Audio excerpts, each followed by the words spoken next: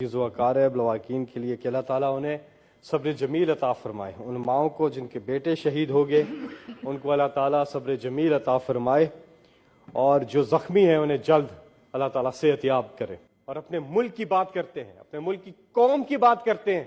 General Musharraf के दौर में 9 साल दौर में 10 ड्रोन अटैक्स हुए थे।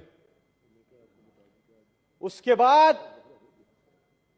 पीपल्स पार्टी और पीएमएलएन की हुकूमतें आई। एक तरफ 10 ड्रोन अटैक्स और अब देखिएगा क्या होता है।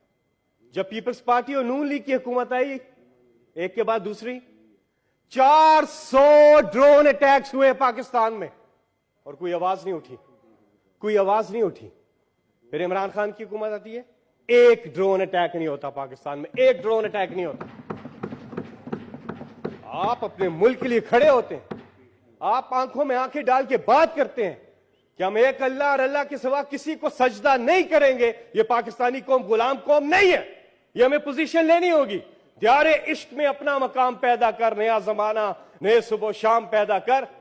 मेरा तरीक अमीरी नहीं फकीरी है, खुदी ना बेच गरीबी में नाम पैदा कर। हमने खुदी नहीं बेचनी। जब हम डॉलरों के एवज अपनी खुदी बेच देते हैं, जब हम कशकोल लेके फिरते हैं तो हमें इस्तेमाल किया जाता है। चेयरमैन साहब,